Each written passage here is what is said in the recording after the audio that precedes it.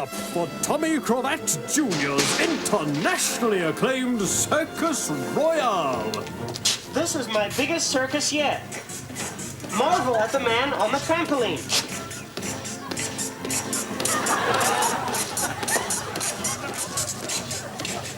Hold your breath as the Hills Hoist acrobats take it up to the top notch. Gasp at the diabetic lady.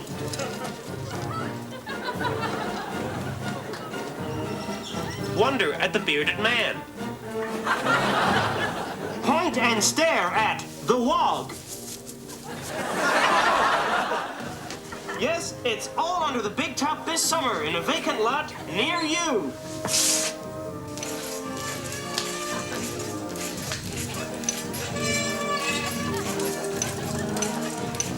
Starts Thursday, Eastside Beach Caravan Park, Friday, Rosebud Recreation Reserve, Saturday, Redfield Abattoir, and Sunday, Craggy Heights Rubbish Tip.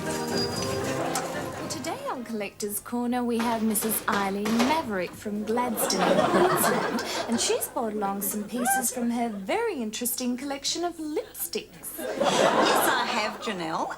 My collection began, 10 years ago when I was a slip of a girl. And I've always loved lipsticks. I was brought up with them. My family were in lipsticks, and I've just found that they've become my life's work, really. Well, can you show us some of the samples that you've brought along? Yes, well, let's start off with the City Pink. Now, this is probably my earliest lipstick. It's a very interesting lipstick from a historical point of view, too.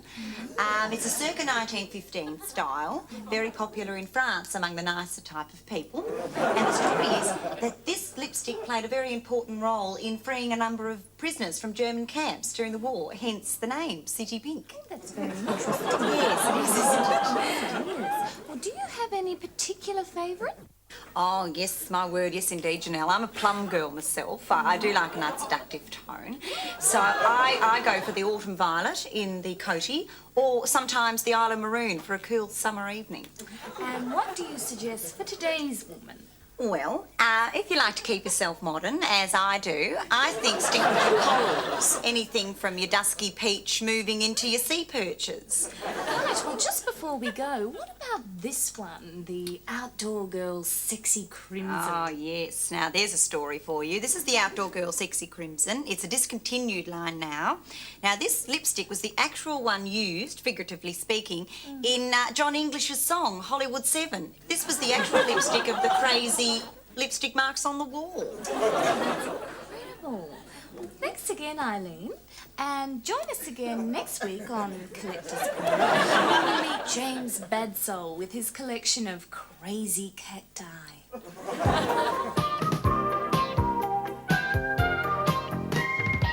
Want to come, Doctor, but we think there's something very with her. I mean, she's getting very... and she just... all the time. She's very standoffish, Doctor. We try to get her to communicate. Penny for them, Judy, we say. But she just won't tell us what she's thinking, and that's just not natural, is it, Doctor? And she's forever trying to K-I-L-L herself. It's very inconvenient. Is this true, Judy? I don't know, Doctor. I don't feel as though I'm mad, but if they say so, well, maybe I am. I just always feel as though there's something going on behind my back. They always seem to be talking in riddles, and half the time I don't even think they're listening to me. Sorry? Oh, look, I wouldn't worry. Look, it's probably just a passing phase. When did you first notice the condition, Mrs. Druid? Oh, she's been like this ever since she saw her father with the curtains, Doctor. Well, Judy, let me put both your minds at rest here. You're perfectly normal, absolutely nothing to worry about. It's just a passing phase. I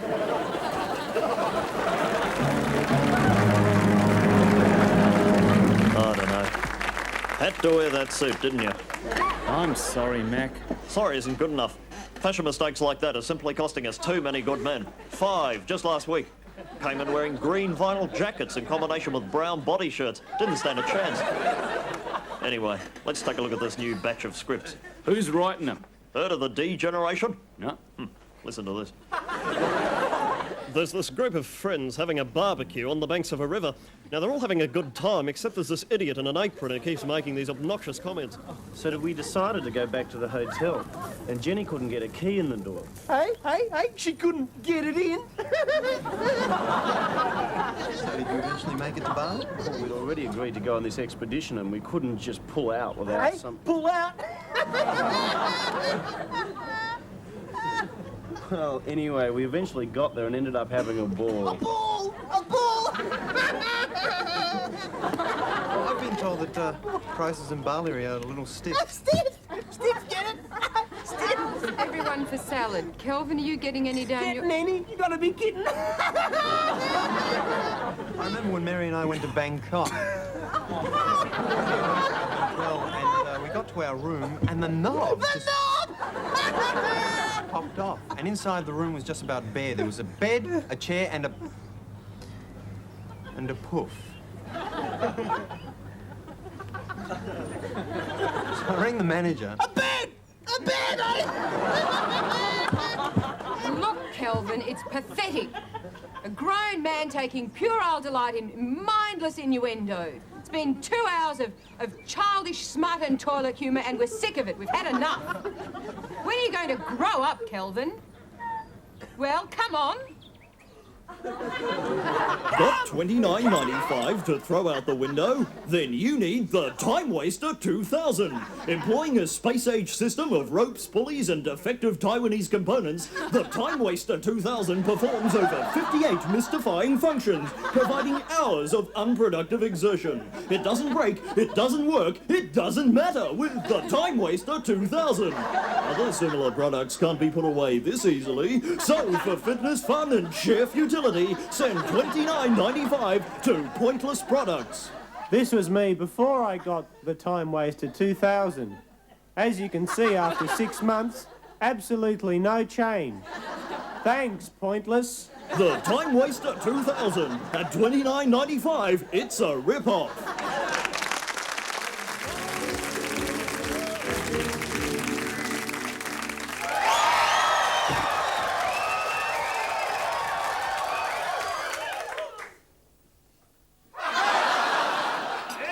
Beautiful morning!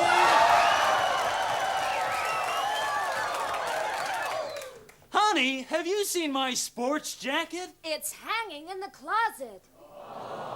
John, I said it's hanging in the closet. I forgot to look there! Hey, where's our little boy? Upstairs being cute. I miss him so much. Honey, he's only upstairs. I wish he were here right now. Hi, Ma. Hi, Pa. Hi, Funnel Webster. I just came down the stairs very slowly to tell you that I love you both. Am I disturbing anyone?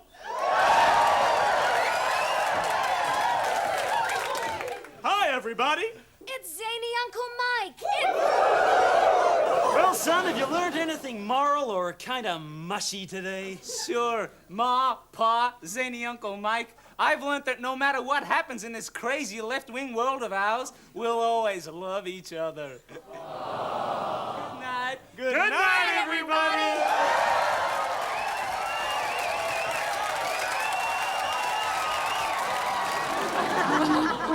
I suppose I always felt different, really. Even as a child, I knew that I wasn't like the other people that I saw around me. And as I grew older, that feeling became stronger. And I found that I couldn't deny that part of myself anymore. Was that when you began dressing up? No, that started actually as a joke at a party. I put a lampshade on my head. And I don't know, it felt right somehow. And I have been dressing up as lounge furniture ever since. It's not an easy thing to face about yourself, that you are an armchair trapped inside a woman's body. Do you think it's hereditary? Did anyone else in your family like to dress up as furniture? Well, an uncle way back who we think was probably a closet. Have you noticed any changes since the operation? well, I don't get around as much as I used to. Having the casters put on has helped a bit, though. That's been good. And your friends? To be quite honest, a few reacted rather violently. You know, putting drinks on my arms without coasters, that sort of thing. But I don't see them anymore because I may be an armchair, but I am not prepared to be a doormat. So, any regrets? Oh, well, you know, I'm like anyone else, really. I would have liked to maybe settle down one day and start up a whole lounge suite, but, well, that's just not possible now. Can I ask why? Well, I have just found out that my husband is a poopfake. All around the world, men of action savour the thrill of the hunt. America. India. Australia.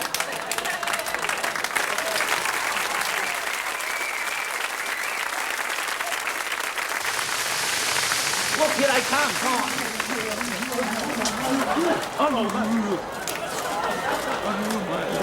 What's it like to be the first Australians in space? Unreal, mate, unreal. Way to go! Oh, mate, these things really move. Let me tell you, they move. We were burning, mate. Tell us something about the flight. Oh, one big rage. We really rage, we really rage. Tell them what you did in space, mate. No, mate, You no, should mate. see what Prowsey done. I streaked. First streaker in space, way to go! Touch me? Is there anything else you can tell us? Oh, like I said before, pal, these things really move. Let me tell you, this is one beautiful machine. I'll tell you, all that chrome, the way she sits up high like this. And, talk about performance, 0 to 100 in 2.5 seconds. The spoilers. What was outer space like? Outer space, oh, you can't describe it. Unreal. Look, I've been to lots of places called the Speedway, Bathurst. I've seen them all. But let me tell you, space is better. Yeah. And bigger. Smoke, mate? No, mate, no. Look, I don't want to get physiological or nothing, right? But when ordinary blokes like Prowsey and me, we get to cruising around in outer space about 1 million miles away from our home, family and loved ones, you realise that there's only one place where it all really counts. The pub. Yeah. Tell me, have you seen the chick?